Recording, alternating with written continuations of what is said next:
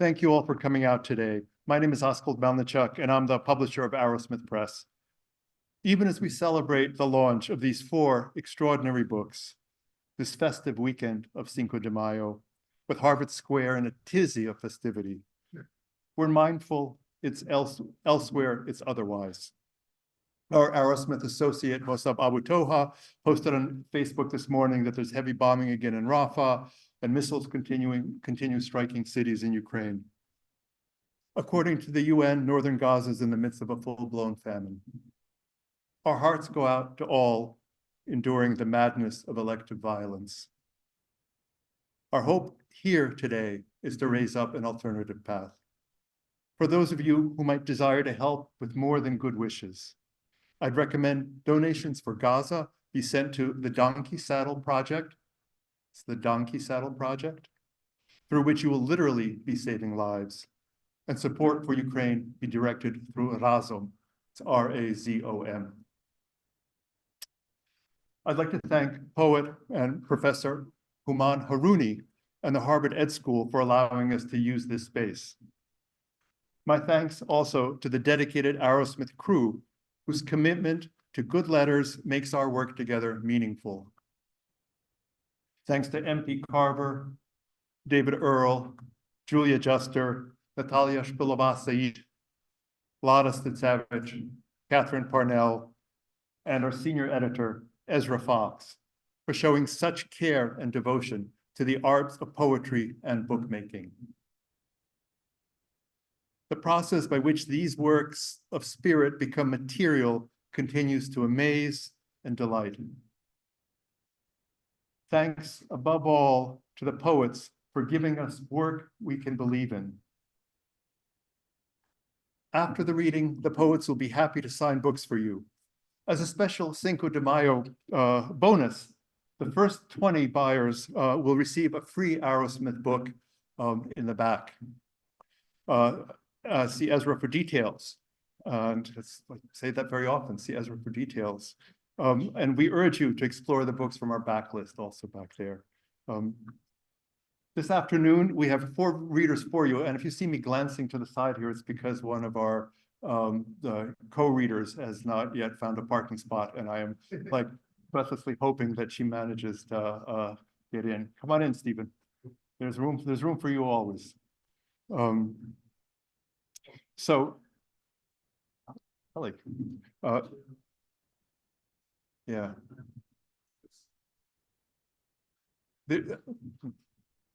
Okay, just a little reseating here. So, go ahead, take it. This afternoon, we have 4 readers. I'll introduce Nidia Hernández, who will begin.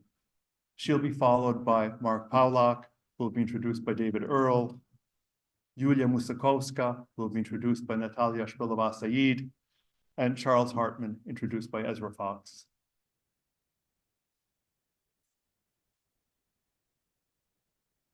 Aunque soy una foranea, en país ajeno, el relato de mi alma puede convivir con todos los idiomas. Although I'm a foreigner in an alien country, my soul story can cohabit with all languages.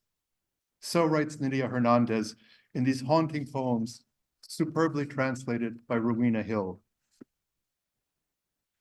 When my friend Marie Howe, the poet, wrote and asked me to meet her pal, Nidia, newly arrived in Boston from Caracas via Miami, I was happy to oblige. For over 3 decades, Nidia has hosted an award-winning radio program about the poetries of the world, La Maja Desnuda. We met for coffee at the Fogg Museum in Cambridge. Nidia explained that the political regime in Caracas had transformed her radio station into a propaganda channel, and that for a while, she'd been operating out of Spain. She also told me, in a phrase I've never forgotten, that she had devoted her life to accumulating invisible goods. By this, she meant the kind of goods that come from devoting oneself wholeheartedly to one art. If the art sometimes involves disastrous losses, it also offers immutable compensations. Great poetry is language in a state of grace, inviting readers into its charmed circle. Nidia has spent a lifetime at its center, absorbing its energies. That was 4 years ago. In that time, Nidia's accumulation of invisible goods has yielded a bi-monthly series of Spanish poetry via the Poesia audio feature on the Arrowsmith website, along with 2 books. The first English language edition of selected poems by Venezuela's senior poet, grandmaster of the Cervantes Prize-winning Rafael Cadenas, and an anthology, 5 Latin American women poets. Nidia also now is an active member of the New England Poetry Club, who helped organize the 150th celebration of Amy Lowell, for which she, among other things, managed to get Governor Maura Healey to do a superb reading of an Amy Lowell poem. First for a governor, I think, in the state. It took months of prodding for me to get Nidia to let me read some of her work. Each time I asked, she demurred. She was poetry's handmaiden. That was all. When she relented, I was thrilled and even a little astonished to discover that the invisible goods she had been incubating for decades had the heart, depth, wit, and charm of the very best of this not-so-sullen craft and art. It's a pleasure to introduce American audiences to Nidia Hernández, poet, here beautifully rendered into English by the great Spanish language translator, Rowena Hill. Nidia.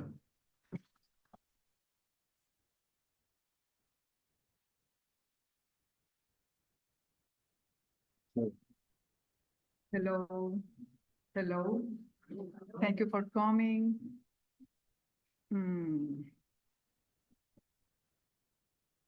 Únicamente mar. Desde hace días crece algo parecido a la nada. La blanda brújula del corazón toma un camino de agua luego de ir de una galaxia a otra. No puedo hacer nada por ti o por mí, por el silencio que el viento extiende y lleva lejos, por la escala invertida y perenne de los días, por el reloj que vaga ciego, fugaz, indiferente. El radar de la memoria rastrea lugares, voces, bambúes, la lumbre de una casa en la montaña y un silencio que amo y personas que esperan.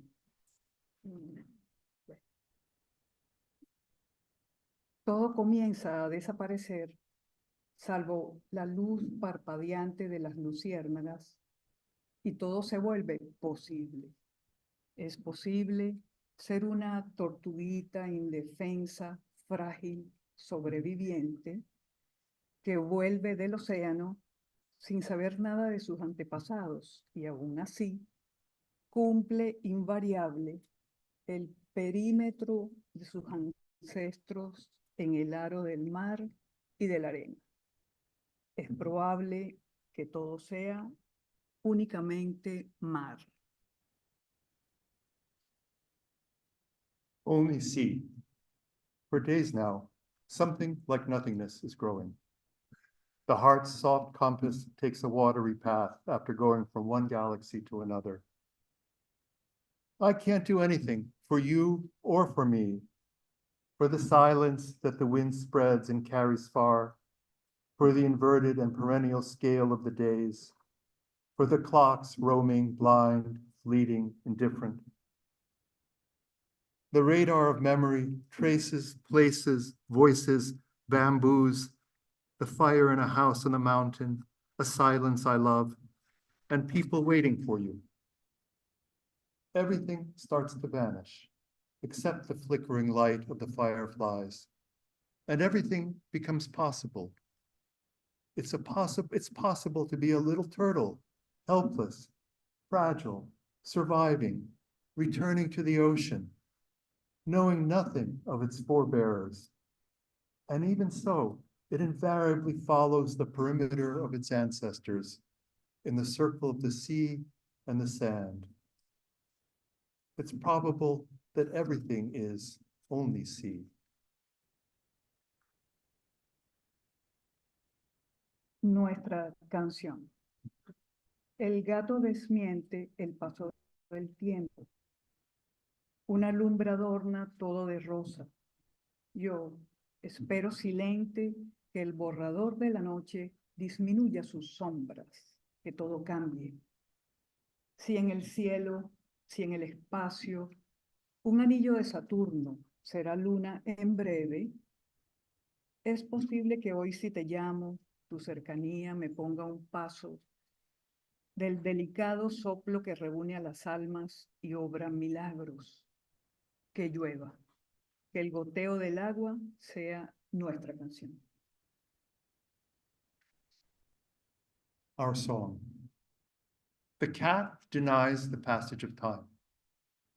A glow turns everything pink. I wait in silence for the night's eraser to lessen its shadows, for everything to change. If in the sky, if in space, one of Saturn's rings will soon be a moon. It's possible that today, if I call you, your nearness will place me at one step from the subtle breath that unites souls and works miracles. That it will rain, that the water dripping will be our song.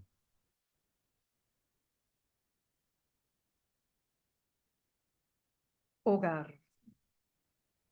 Un reloj apuntaba hacia el lugar donde un aro incandescente tocaba las sombras. Era mi cuarto, que flotaba en la noche. Mi cuarto, defendiéndome de mí misma. Mi cuarto oscuro, donde escondo las pirámides que sueño. Era mi cuarto de segundo, para entrar en todas partes, para llegar a ti, para tocarte, para oír tu voz. Era la irrealidad, mi verdadero cuarto, la inmensa irrealidad, mi único hogar. Home. A clock pointed toward the place where an incandescent ring touched the shadows. It was my room, floating in the night. My room, defending me from myself. My dark room, where I hide the pyramids I dream. It was the space of a second to be everywhere, to reach you, to touch you, to hear your voice. It was unreality, my true room, immense unreality, my only home.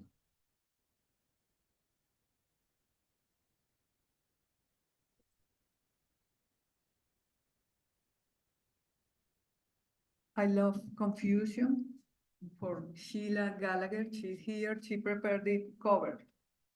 Wonderful artist, Sheila Gallagher. I love confusion in the original. Para Sheila Gallagher. After, before, es before, no es after. ¿Por qué te confundes? Deja que me confunda. I love confusion. Sheila se ríe mientras sigue mirando un búho entre los árboles. Hipnotizados, Sheila y el búho se intercambian pareceres celestes en una misma lengua. El humo de su té se une a la neblina y ambos se entienden. La confusión me mira amable. Sabe que todos la evitan. Yo no lo hago. I love confusion.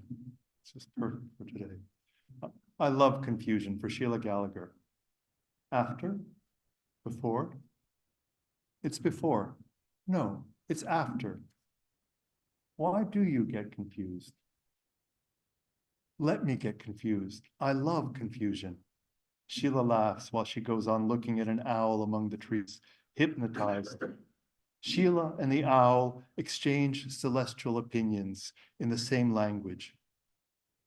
The smoke from their tea blends with the mist and they understand each other. Confusion looks at me kindly. It knows that everyone avoids it. I don't.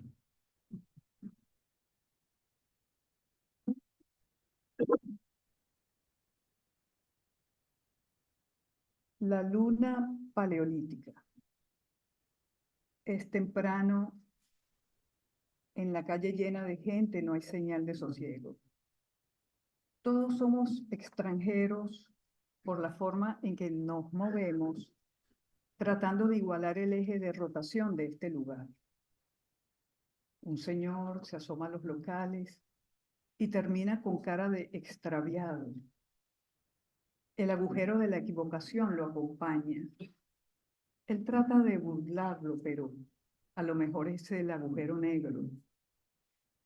Yo busco el número 1718 con el tiempo contado en esta hermosa ciudad cuyas casas son las de una película. La prisa aquí tiene el sentido de un barco postergado, con pasajeros que no quieren llegar porque ya no tienen casa. Si fuera de noche, las mesurables fases de la luna y la luna más larga, la luna paleolítica, serían nuestro hogar. This is such a perfect poem for today, Nidia. The Paleolithic moon. It's early in the street, crowded with people. There's no sign of calm. We're all foreigners from the way we move, trying to match the rotational axis of this place. A man looks into the shops and ends up with a lost expression. The whole of being in error goes with him. He tries to outwit it, but maybe it's the black hole.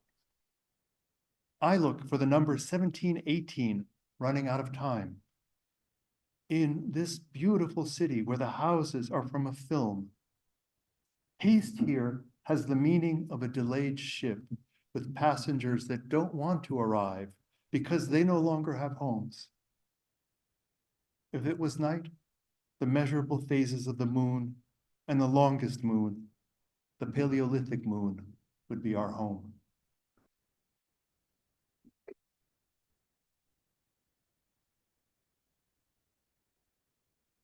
Río turbio. Mientras miraba un río en una película, pensaba en todo lo que se ha ido como el agua. Todo huía con el río. El mundo era una flor pasajera, una flecha que borraba la calidez del instante en que un gato aparece. Busqué en la memoria el río de mi infancia, el río de mi mamá, el río turbio, de su pueblo en Venezuela. Me detuve ante el silencio de tanta lejanía, de mi país borrándose, y de ese río turbio de mis tías, turbio como mis ojos en estos días, sin lentes y sin optometristas. Rio Turbio. While I watched a river in a film, I thought about everything that has gone like the water. Everything was fleeing with the river. The world was an ephemeral flower, an arrow that erased the warmth of the moment when a cat appears. I searched in memory for a river from my childhood, my mother's river, the Muddy River, in her village in Venezuela. I stopped in front of the silence of all that distance of my country being erased, and of my aunt's muddy river, muddy like my eyes, these days without glasses and without an optometrist. El árbol. El músico cuando era niño enterró su corazón dentro de un árbol. Su abuela le decía que su madre no estaba porque vivía en una selva. Hoy va con su trompeta traduciendo algo parecido al latido de un bosque, lento como la lluvia en un sueño, solfeando el swing de la inconsciencia. tree. The musician, when he was a boy, buried his heart inside a tree. His grandmother told him his mother was not there because she lived in a forest. Today, he goes translating with his trumpet something akin to the heartbeat of wood. Slow, like the rain in a dream, playing scales on the evening of unawareness. Thank you. Nidia Hernández.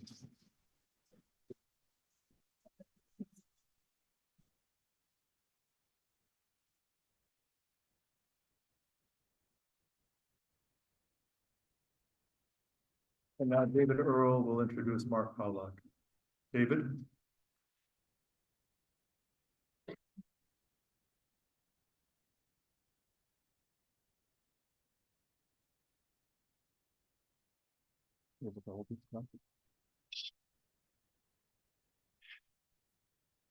Thank you, everyone.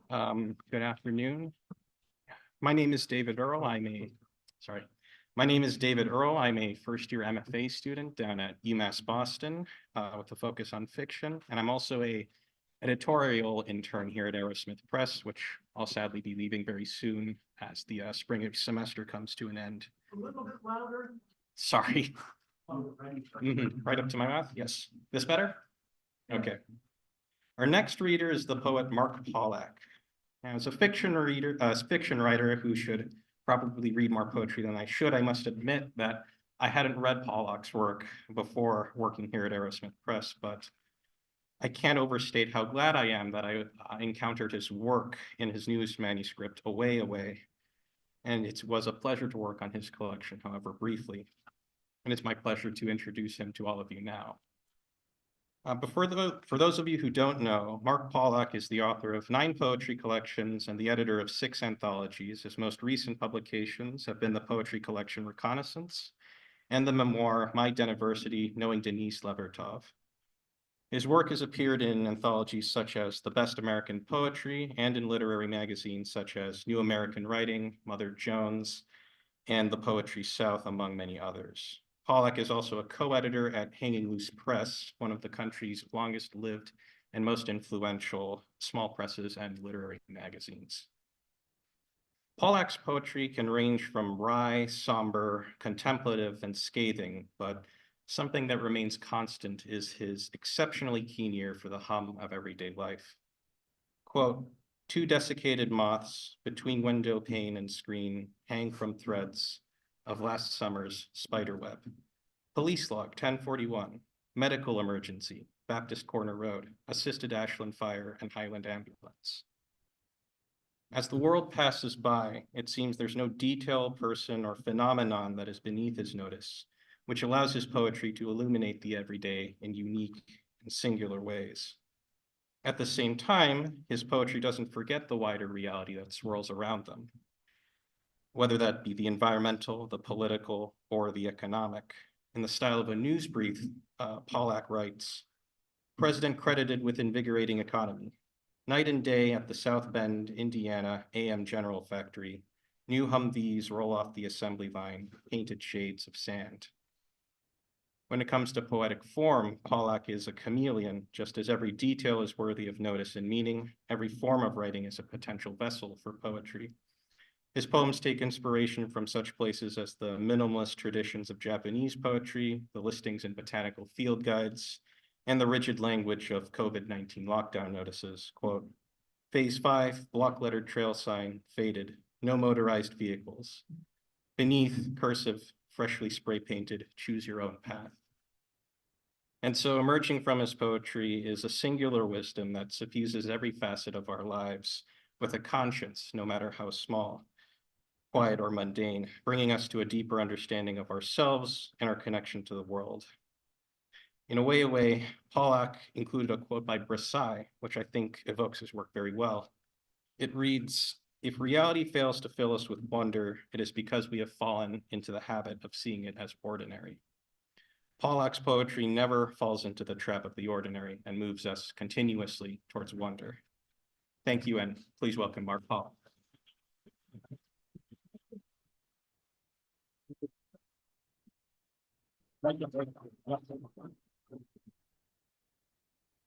Thank you, David. Thank you, Askold. As a publisher myself, I know, there's a great responsibility to really get the work right in publishing a book and getting it out into the world to the audience it deserves. And I'm really pleased to have this new book published by Arrowsmith Press, because your team has really done a top-notch job of all those aspects of publishing. So I'm really pleased. And I'm delighted to I'm delighted to be reading with my colleagues tonight, Yuliya, Nidia, and Charles, all distinguished poets. And I'll have to take my glasses off so I can see, ironically. So away. This book has a lot to do with travel by car, train, bus, subway, and travel and time travel as well. When one goes to Maine, to the farthest northeast corner where my wife and I spend a couple weeks every summer, we're people from away in the jargon of Mainers. And to get to this place, friends often say, "Oh yeah, is that kind of near Bar Harbor?" And I say, "Yeah," and then keep going north another 3 hours and you'll get there. So it's away, hence the title. I'm going to read, so the opening poem is in 7 parts. I'm going to just read a couple of them, the title poem. And it begins with an epigraph from Walt Whitman, The Long Brown Road. And the first poem in the sequence is On the Road Again. Coastal Route 1 north of Ellsworth, Willie Nelson on the radio, going places that I've never been, seeing things I may never see again. Tree-lined slalom run, stretching all the way to the vanishing point that narrows to a hiccupy frost-heaved 2-lane, its asphalt shoulders calving. Cresting one hill, pooled fog, cresting another, quicksilver mirage washouts. Sun-baked quill cakes the crows peck at line the roadside. Massed reeds crowd runoff ditches, threaten invasion. 18-wheelers downshifting, stacks burping, leave tire-peeled detritus, burnt rubber graffiti. And then field after field, long abandoned sheds, dilapidated barns, their roofs caved. 1 minute, beaded paw prints clamber up the window sill. The next, taillights beckon through ground fog.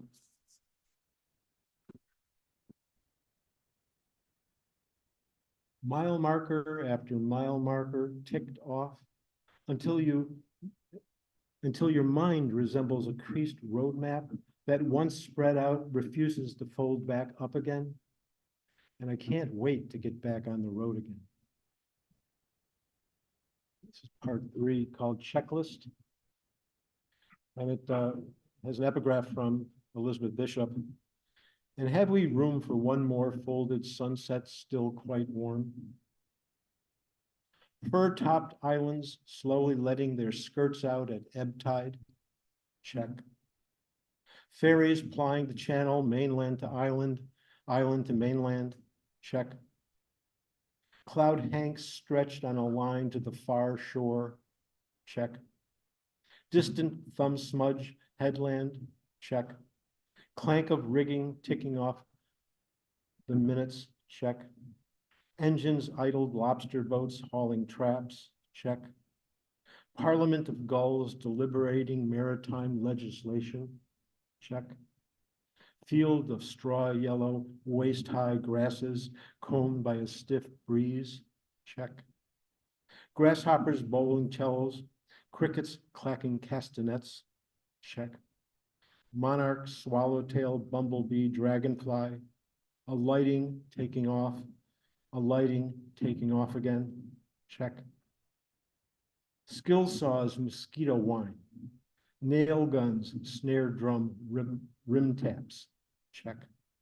Delivery truck straining up steep incline, Sam Adams Ale stenciled in bold letters on its side. Check. Next poem is called Field Guide.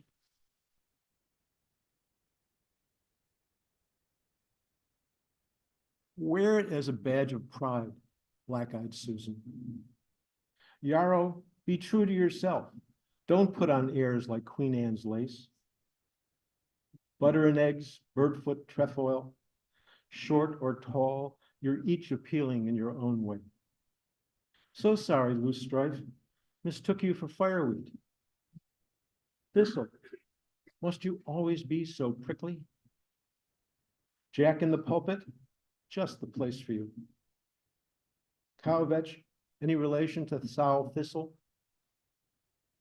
Learn to respect differences, St. John's wort. Not every flower can be lily white. Beach roses, don't crowd, respect jewelweed's space.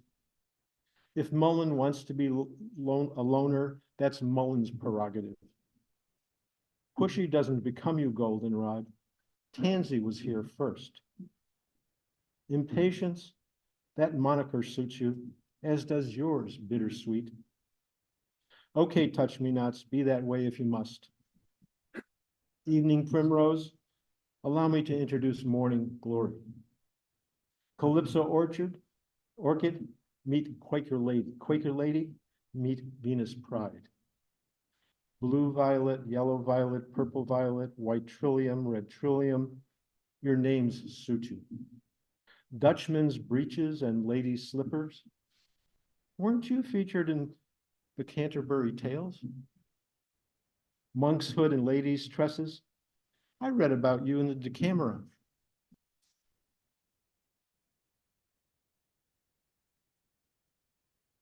Poem is titled Itinerary. Seeking a taste of wilderness along a rock-bound coast, eager to explore woodland trails meandering through upland stands of fir and beech, I know just the place. If raised grasslands punctuated by peat bogs are what you had in mind, with alder and meadowsweet and flat-topped asters amid the blue joint, I can show you where. Do wind-flagged spruces along dizzying overlooks top your must-see list? Where seabirds nest beneath headland bluffs perpetually damp from sea mist and fog? Let me take you there. If pocket coves and cobble beaches are your preference, with basking seals on half-tide ledges and porpoises cavorting among the sea swells, I know just the place. Breaching humpbacks, spouting mink and right whales frequent the offshore channel there.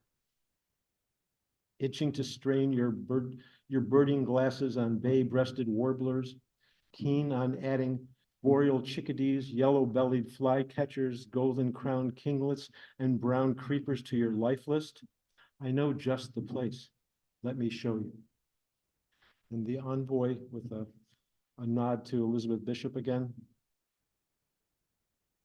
Thinking of the long trip home? Don't. Should we have stayed at home and thought of here? No way, Jose.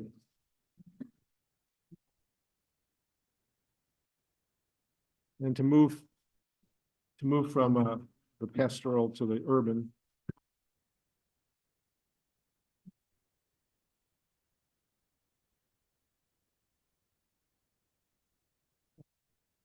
Poem is titled Marx Said, and it's the first line as well.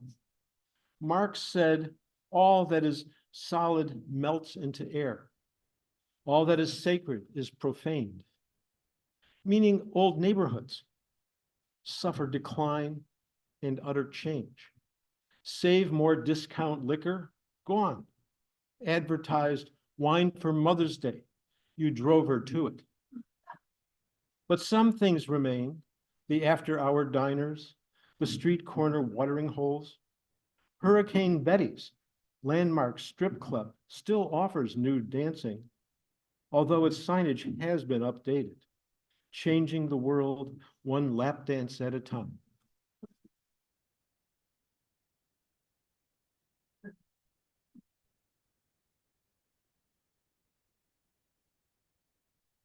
This next poem, titled Signs and Ciphers.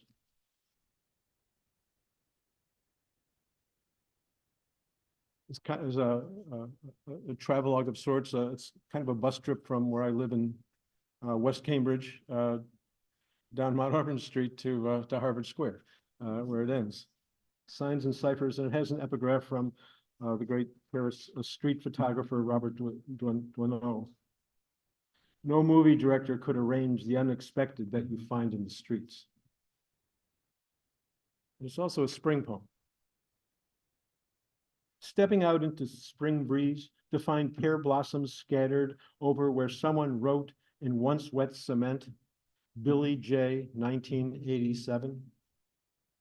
And chalked on another concrete slab, faintly visible beneath hopscotch squares, a palimpsest outlined of a child, legs and arms akimbo.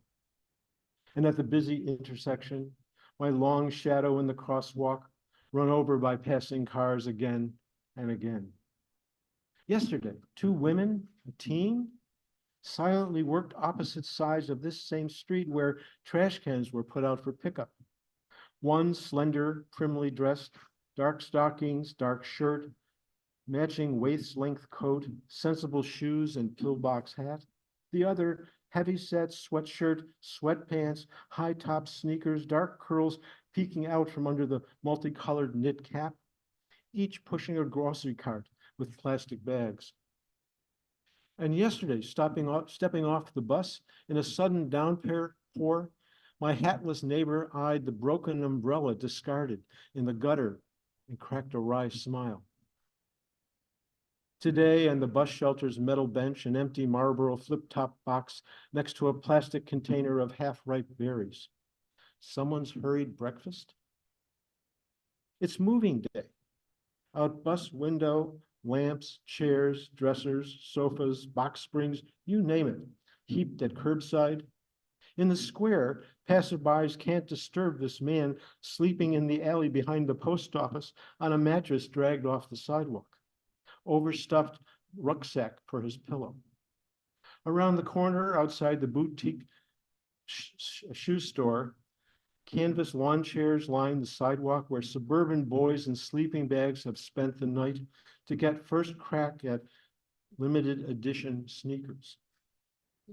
And on brickwork at the subway entrance, a woman's high heel shoe, black patent leather, loose, lost, discarded, just one, the left. Where was she coming from? Where was she headed? Did she leave this one shoe behind and continue hobbling on? Hold that thought.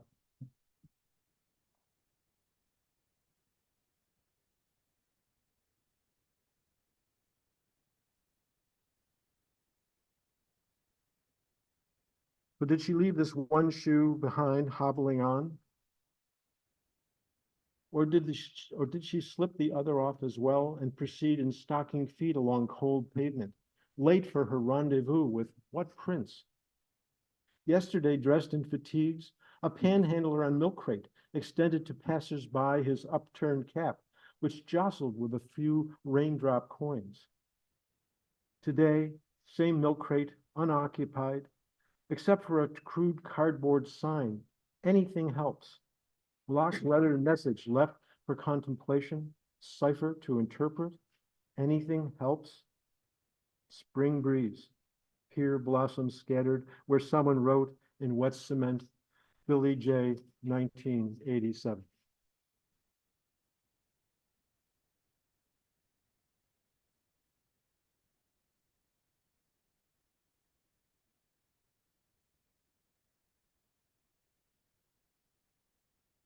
Tricky negotiation. Turning the page, yeah. This next poem is titled Birthday, and is dedicated to my granddaughter who's shortly will be turning 2, Penelope.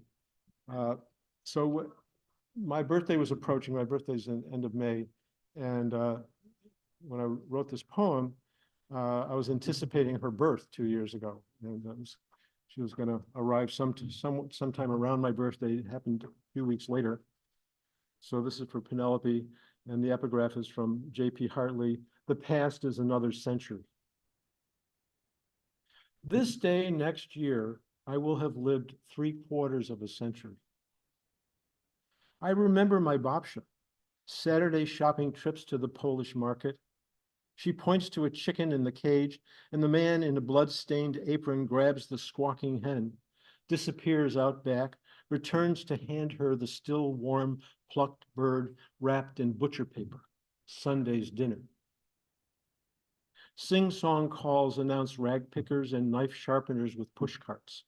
Sauerkraut and pickles ferment in basement tubs. Pitted peaches swim in sealed ball jars. Spinach, peas, and spaghetti come in a can. Dessert is lime green jello mold studded with fruit and jiggling on a plate. Mom hems pants, dad darn socks, dad shears hair. I wear hand-me-downs from cousins. Weddings, birthdays, and first communions are black and white images with scalloped edges created by a camera. Square box covered with faux leather. Clanky black Bakelite telephones, circular dials, area codes, forget it. Inside a lacquered wooden console powered by vacuum tubes with glowing filaments, there's a small tinted window.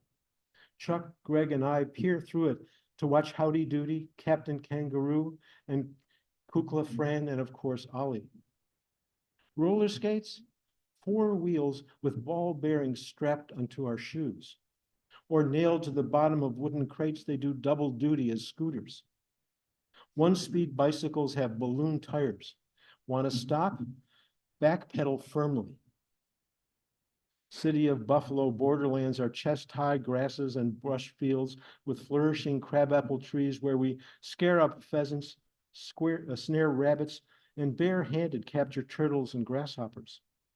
Hot afternoons, we cool off in deep ponds and meandering creeks or jigger for bullheads in the shade of elms. Where have we been all day? Mom doesn't ask, we don't tell. Dads keep their tools in war surplus ammo boxes.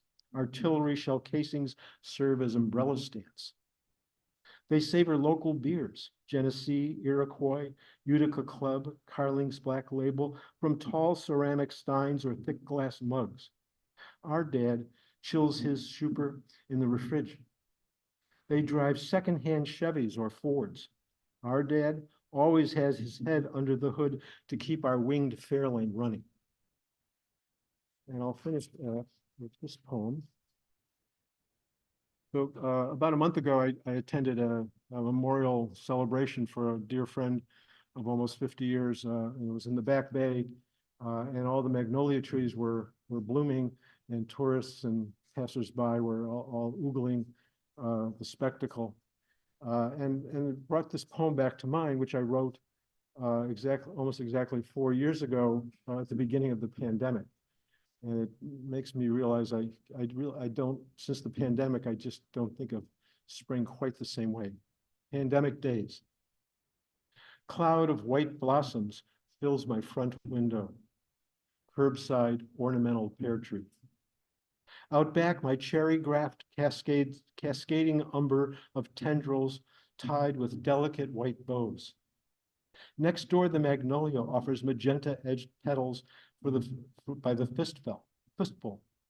And every neighborhood trees festooned with apple blossoms, apple blossoms, apple blossoms. But grand prize belongs to the purple plum next block over, more precious for the brevity of its flowering.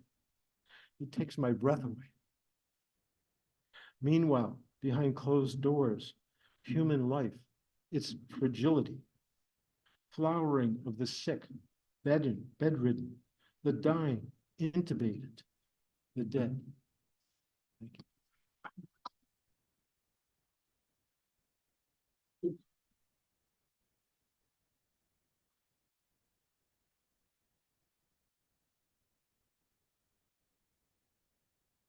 Thank you, Mark. And if there are people in the hall, it's possible to come in here and maybe sit up against the walls here if anybody wants to come in. There are also some seats open in the back.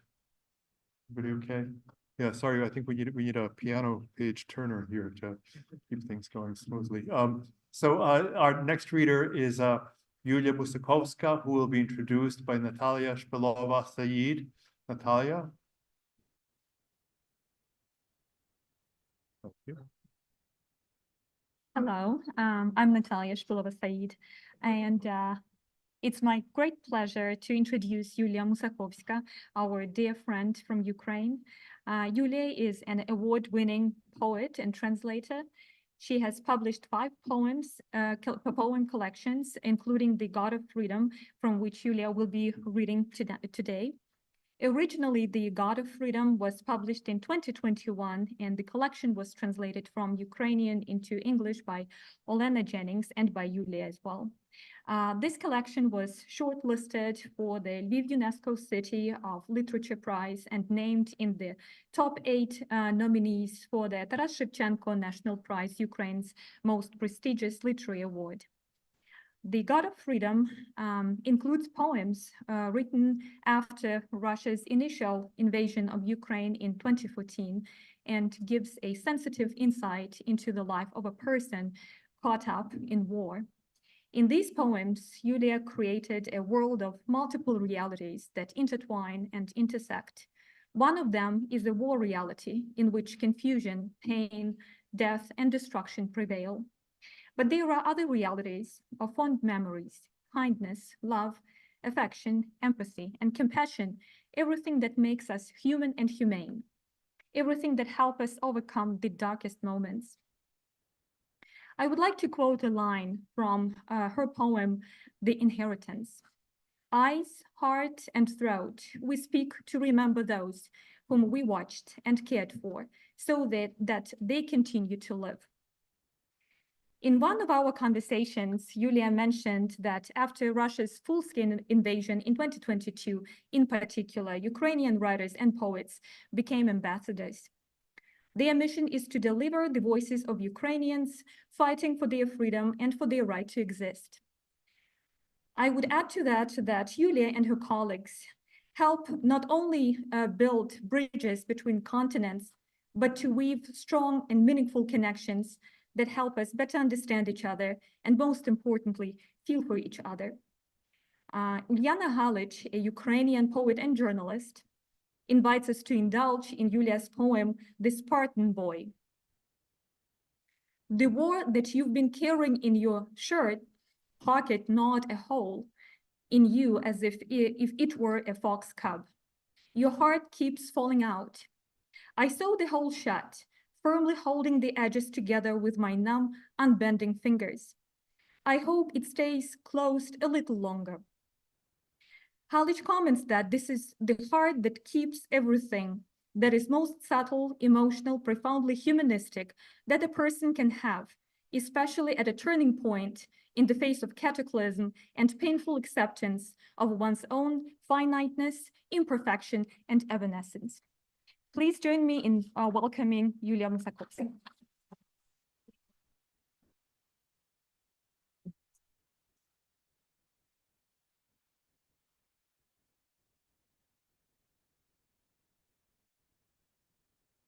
Good afternoon, everyone. It's a pleasure to be here today, and I came to States all the way from Lviv, Ukraine, to present my poetry collection, The God of Freedom, in English translation. So this would have been a joyous occasion, if not for Russia's full-scale war against Ukraine, if not for Russian missiles and air drones regularly flying and destroying Ukrainian cities and villages, killing many thousands of civilians, among them a number of my friends and colleagues, dear fellow writers. With this reading, I want to commemorate Alexander Osadko, who was killed in battle in July 2022, Volodymyr Vakulenko, who was killed by Russians in occupation at the same time, Victoria Amelina, who was killed in Kramatorsk by Russian missile attack last summer, and Maxim Krivtsov, killed in battle on January 7th this year. Also, I'm standing here in front of you because of the courage and sacrifice of the Ukrainian soldiers. Those who are not just defending free Ukraine, but democracy and basic human values worldwide. I'm thankful that the United States have finally approved the long-awaited military aid for Ukraine, and I hope it is delivered swiftly to prevent further loss of lives. I ask you to keep informing people on Russia's aggression against Ukraine and continue standing with us, because we are determined to keep fighting for our home and our freedom.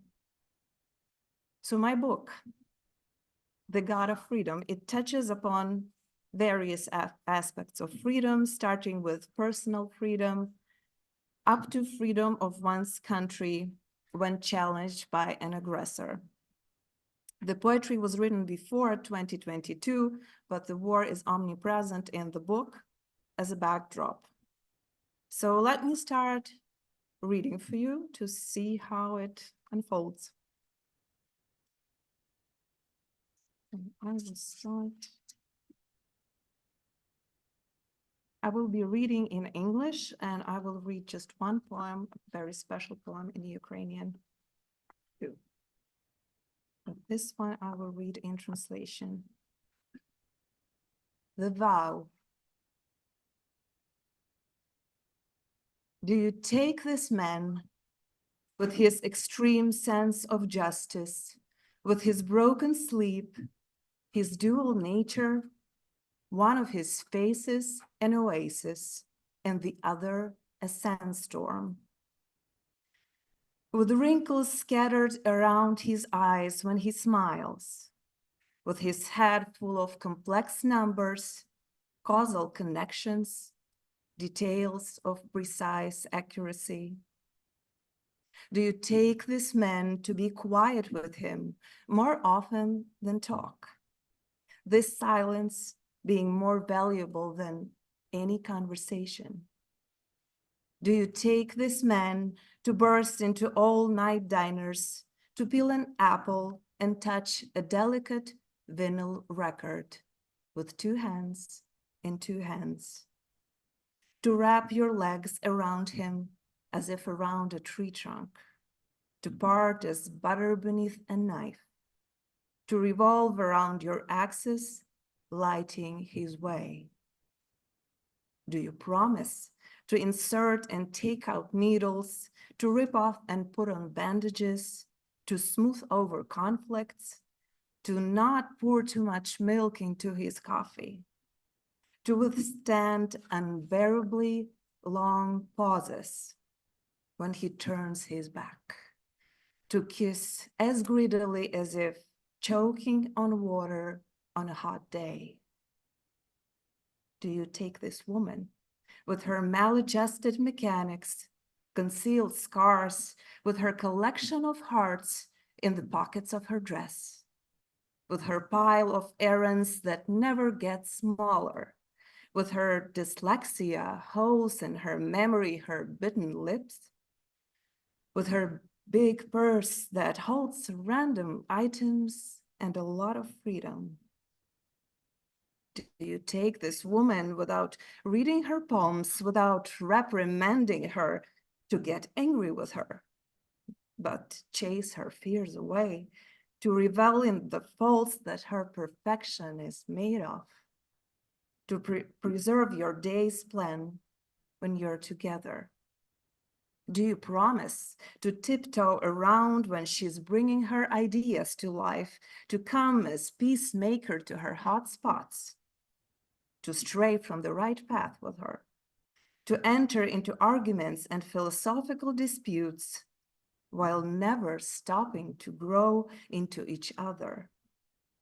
In a rented Soviet-era apartment, and on a crowded local train, and in the attic of your parents' house, and in your own home with large windows and white walls, and in a hospital ward filled with desperation and hope, and in a hotel room where the sea replaces the floor, until nothing do you part.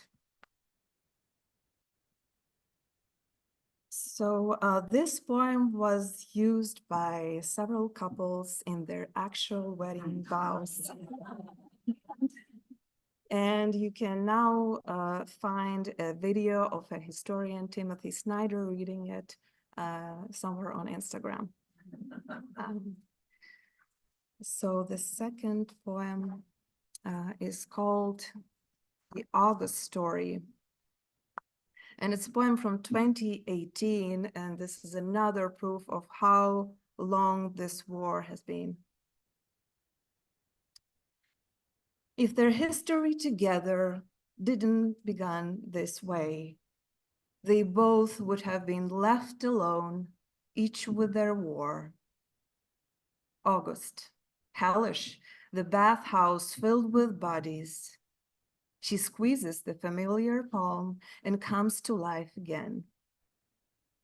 Everything that has happened and didn't happen to them is established, set in stone, unforgettable, a pattern that appears on skin, in dreams, mixed with reality. It interferes with being your true self in the here and now, with taking a full breath of air. The leaves have begun to yellow. He jokes awkwardly, we won't have the chance to drink in this poison, the sense of summer markets, exploits made in the sun, the touch of shoulders and knees, bare and tanned. The light that in a thin white beam breaks through the pain. The feeling that this is the only moment that you'll have to finish a sentence, to embrace more tightly. A black shadow separates and lies on the roadside. The suppressed cry will become crows that crumble in the sky. If you decide to tell me what is going on, I'll listen.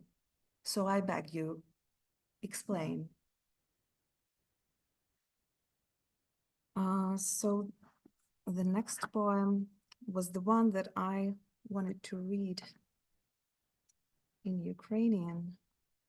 But maybe I'll start with the English translation and then you can hear how it sounds in my native language.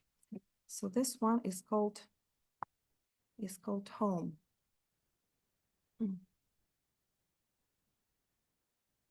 I've planted a home for myself in a red flower pot, a place from which I never want to run, a word that melts in my mouth when I say it, a starting point that is marked on every map, a home embraced by trees, branches covering the door.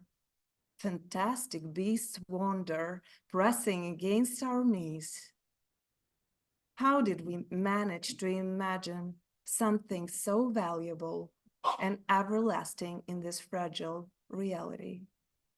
A clamorous galaxy, a castle bandaged by mist, a dimension with an ongoing quest for the right words. How would we recognize each other under the gloomy sky, each of us pretending to be someone else? Look how our hands and hearts are bruised, understandable when you must dig yourself out every day. On this earth, a territory of despair, it is hard to stop running even when no one is chasing you. Here we turn on the light above the dinner table. Like a curious neighbor, the mistletoe peeks into our dreams. A train rumbling from afar, a TV tower like a white fang. This is your stop. Exhale and then inhale again.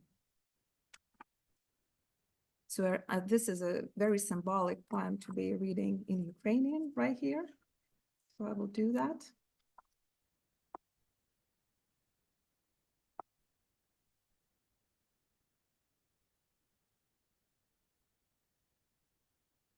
Виростила собі дім у червоному горщику, місце, з якого не хочеться утікати. Слово, яке тане в роті, коли говориш. Точка відліку присутня на кожній карті. Дім в облозі дерев. Гілля прикриває вхід. Звірі химерні блукають, туляться до колін. Як же вдалося у крихкій реальності вигадати щось настільки вагоме і нешвидкоплинне? Галаслива галактика, башта в бентах туману, вимір, де завжди шукають потрібні слова. Як же б ми впізналися під небом захмареним, якщо б кожен себе за іншого видавав? Бачиш, які в нас руки і серця потовчені. Звична річ, коли мусиш видряпуватися щодня. Складно на цій землі, території розпачу, припинити бігти, навіть якщо не наздоганяють. Ось лампа засвітилася над обіднім столом. Як цікаві сусіди, омела заглядає у сни. Потяг дзюркоче, телевізійна вежа, біле ікло. Це твоя зупинка. Видихни, а тоді знову вдихни.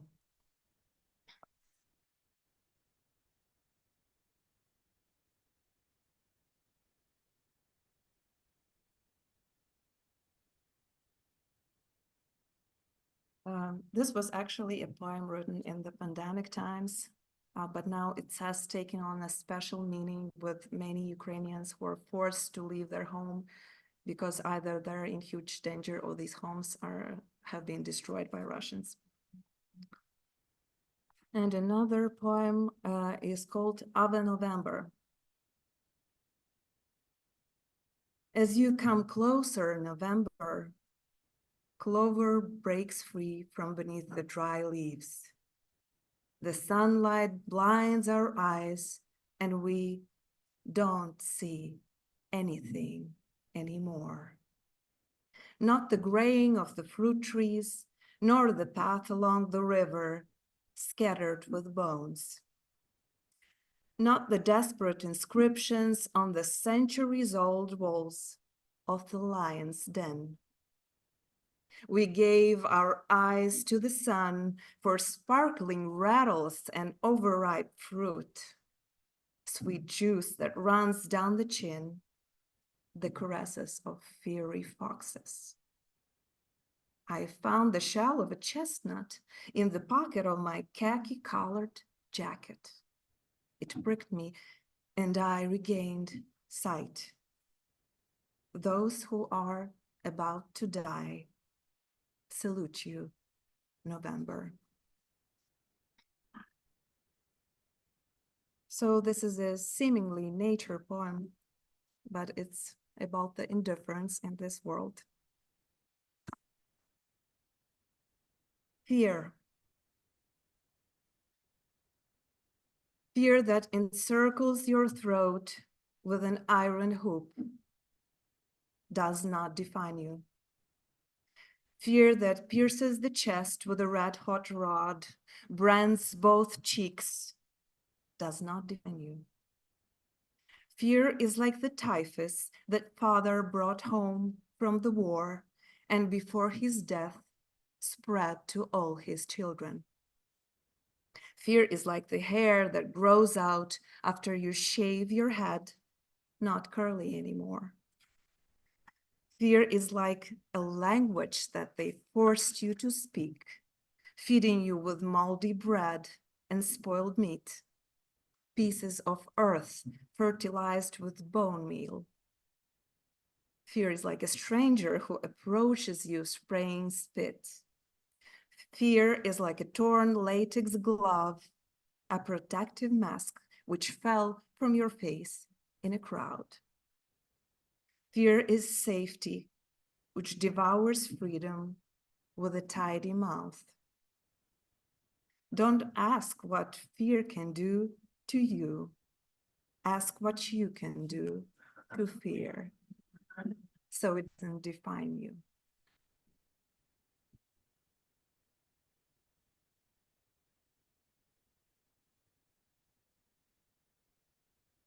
garden of bones.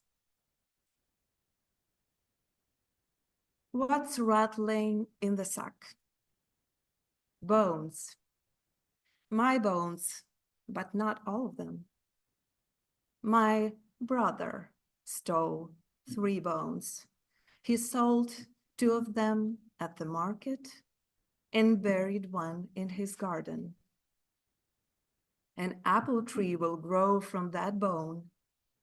Each apple with my face will speak to my brother. Why did you do that, older brother? What did you kill me for? Taking the bones from my body, sewing it shut with a coarse thread, put me in a sack, not letting them bury me for 3 days. It is because your wife is prettier, your song is louder, your soil is richer, the apple tree in your garden is taller. Give me your wife, your land, tie your song in a knot in your throat. You're not a brother to me, not an honest enemy, not a man, not a beast, a sack full of bones. Your wife will come outside and take a bite of an apple. She will fall dead. Your children will come out. They will take a bite and fall lifeless. The sun will rise and burn your house to the ground, sowing the land with ashes. What's rattling in the sack? Apples, so very sweet. So this is the poem I used to destroy the harmful fake narrative of the so-called Brotherhood of Nations that Russia has been using as a pretext for colonization of the neighboring countries. And it's based on a Ukrainian folk tale in a way, and also on real events of this war. So the last poem for today, which I'm going to read, is dedicated to Ukrainian soldiers who are standing as a human shield against the evil empire of Russia that knows no boundaries, but it must be stopped, and it will be stopped. A soldier is born. Bullets of rain hit the roof, hit me in the gut. What are you dreaming of, a poet of the warm home front? The storm is wailing for them, mourning them. Quietly, life went out as if a feather has flown away. Fingers break bread, put an enemy through the ringer. Laying down, he awaits the coming that will never be. Memorial candles lined up along the road again. Black ribbons like leeches feed at the flags. A rosary of beans picked by grandma. His father's warm socks made of scratchy wool. With all of this, with his body, he will need the new clay. With his mouth, he will scoop water from a leaky boat. Who are you? The one with the glance that hurts more than an iron rod.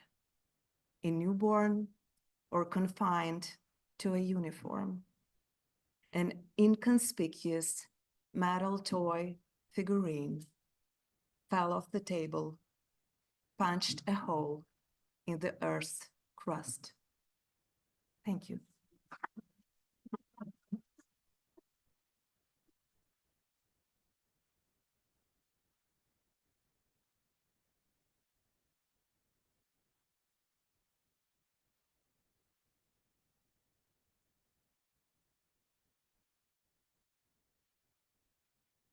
Thank you, Yuliya.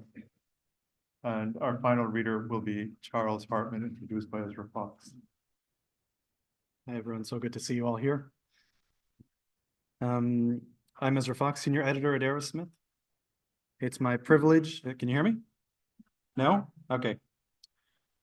It's my privilege to introduce Charles O Hartman, author of 7 previous collections, the textbook on prosody, 3 books of critical prose, and co-editor of the volume on Wendy Batten, the Unsung Masters series. He is professor and poet in residence emeritus at Connecticut College.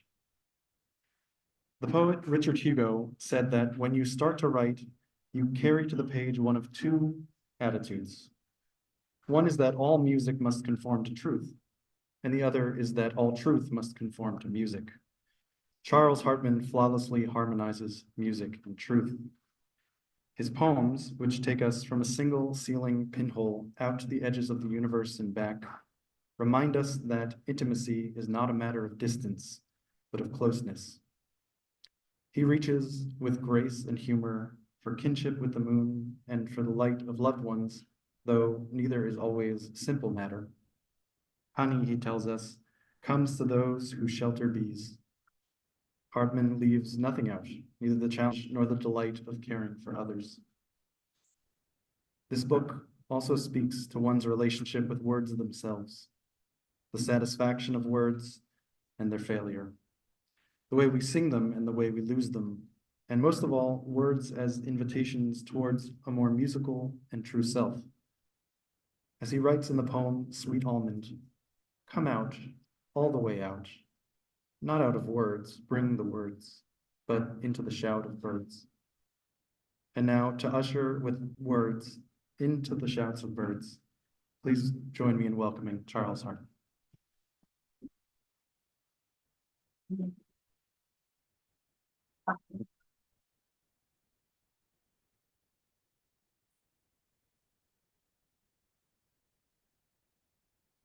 Studies in dexterity.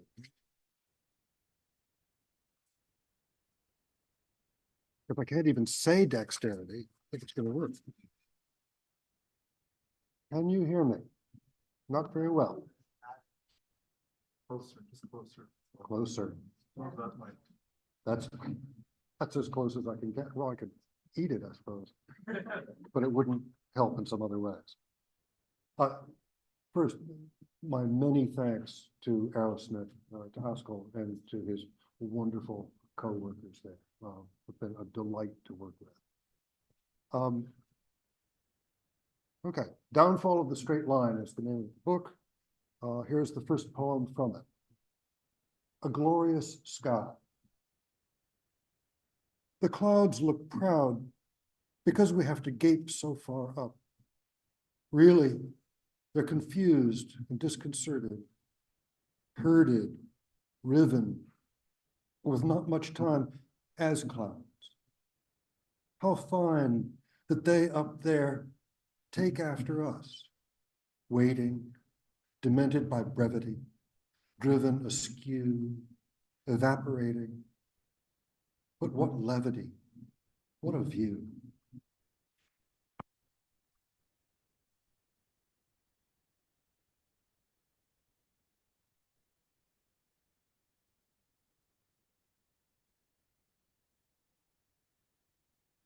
This is one of a number of poems in the book that are, as will become apparent pretty quickly, I hope, spoken by somebody or something that is not me. Donkey in the Air. While I stood as usual they added stones in the back of the cart, presumably behind the axle. So, not suddenly, but at some tipping point, the market square began to fall away. Look at that bell tower. Who would have guessed? Meanwhile, the chest, supposed to hang from the firm arch of the spine, ached in harness. The clapper lulled. If I've been sure of anything, it's footing. Now I find less traction than a swimming dog. Could try what the birds do, No. You're gaping. I would too. I have a couple of ideas which unfortunately involve hands. You capped fool with the camera, why not scurry to unload stones, return me to the useful earth? No, this is too much fun. Keep on, snap on, develop, print, make a postcard to amuse your tourists from Pakistan to Naples, till it slips into the fist of a Greek who will do a trick to transpose my hung, ridiculously elevated body into a picture of his own village to shame the locals. Then one of you can turn it into words, also good for bandying about. Always glad to be of whatever service in the quarry of your decades. At last, since nobody wants to deal with me dead, somebody starts lifting off counterweights. No plummet, just hind legs, a little kicking, watch the tail, then 4, back in the belonging earth. That's settled.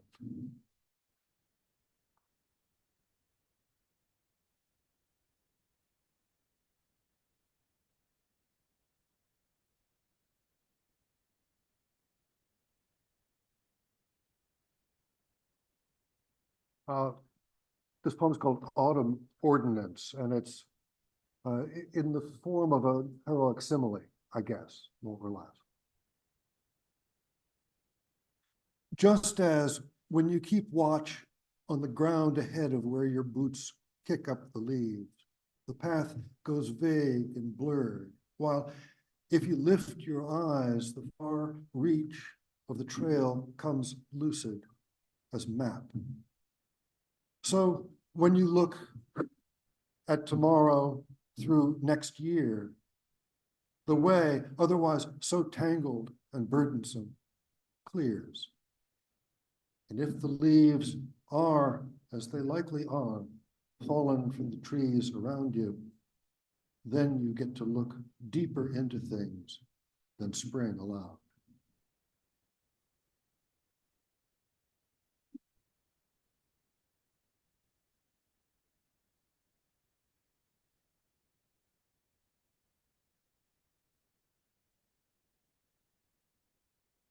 This poem is called The Pianos, and it has an epigraph from the Grateful Dead. All graceful instruments are known. Amid so much sleep, we remember the waking phrases, iterations bored or rapturous, resounding hours, rehearsals of the opulent impromptu, the melody sketched by a right hand once and let drop. We almost remember the 100 hands, thousands of operations fashioning us for the sleek showroom, the dim loft, the highly favored dorm, the not quite defunct club, solarium, atrium.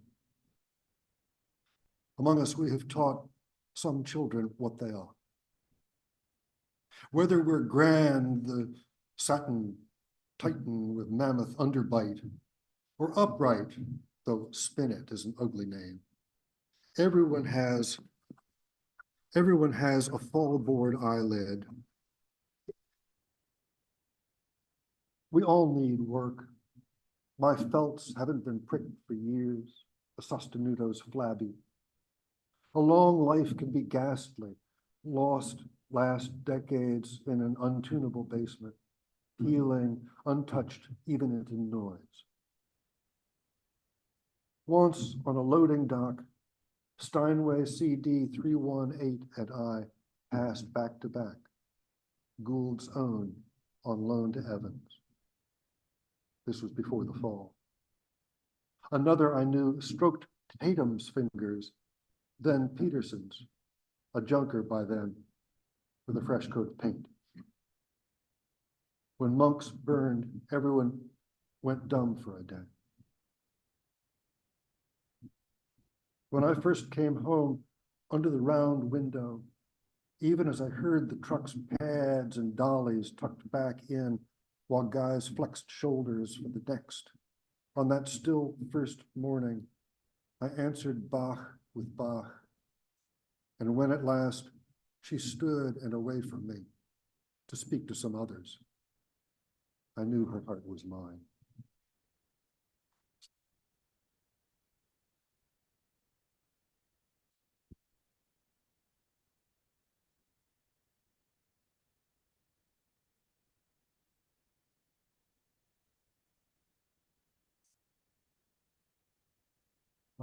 Assembly Square from Nafplio in the Arden Plain in Greece.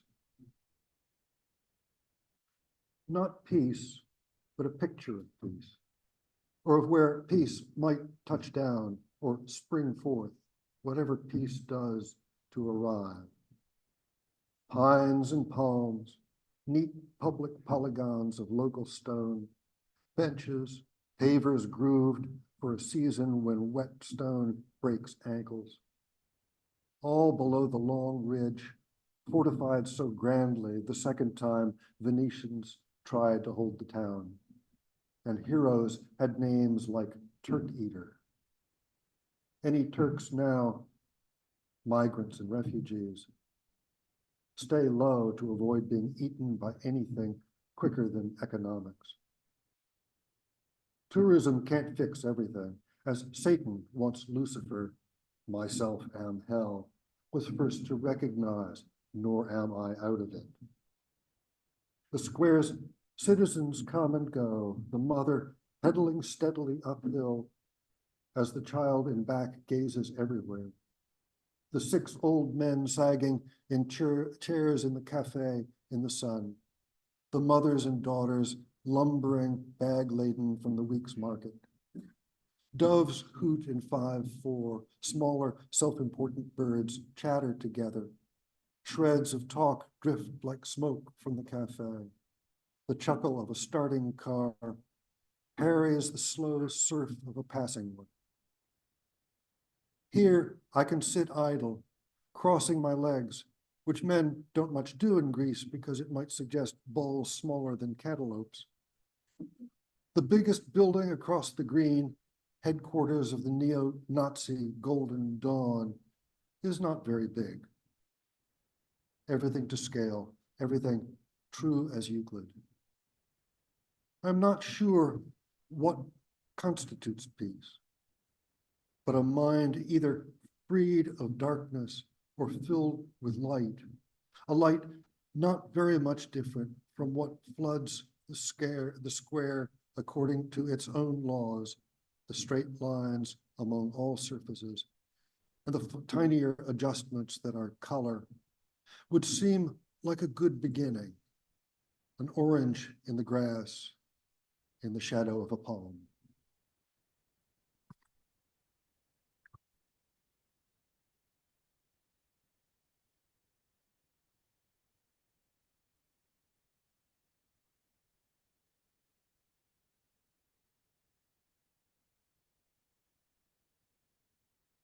Three more, so there's light at the end of this tunnel. If I were a nicer person, I would have everybody do a 7th inning stretch, but I'm not sure we have room. This is a poem called, a sonnet called We Know, which appeared like 3 days ago in Stephen Retainer's wonderful Red Letters series. A sonnet in which the rhymes are regular, but the lengths of the iambic lines are not. In case you're keeping score. We know. The time will come, we know, when one of us, catching a summer chill, takes on the full-time, lifelong chore of being ill, or something sidesteps all that fuss. Some blow we won't have leisure to discuss. One absent-minded footfall on a hill, or too close to a cougar's kill. Soon or late, one will prove the obvious. The other paperwork and speeches done, we'll come home to the thought of home, wanting a drink, a kiss, not to be there another year or 20.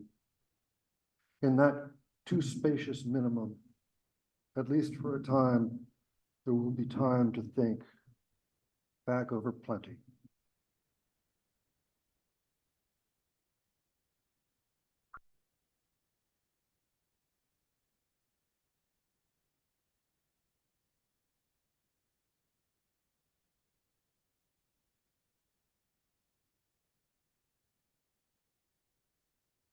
The birthdays of the dead. It is an affront in their land to remind someone of that first exile because they recollect the sojourn with terror still and regret the loss of it. All those dawns, roads, splinters, whiskeys, and hard chairs, all that fucking and eating and talk. They never talk, since it takes tongue and breath. All that breathing, they say inside themselves when the memorial comes around. Well out of that cadence, they say, all day. No more of those little amnesias, the sleeps. Now they have more than all the time in the world.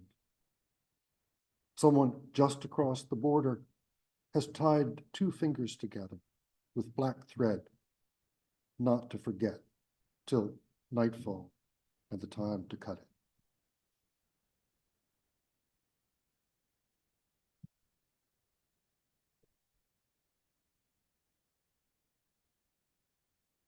I began with the first poem in the book, and I'll end with the last poem in the book, a little myth called I Made a City. I made a city walled in wood and set it in the sea. I named the flood our gravest good and surety. We watched the clouds that are and read the wind for way, living the near to learn the far of the last day. Storm rains cuneiform on wave, recorded our long lore, so all we gave we might yet have if we reached shore. I settled us on the tall hill where wisdom rests her soul, and the owl lit on the old sill and made us whole. Thank you.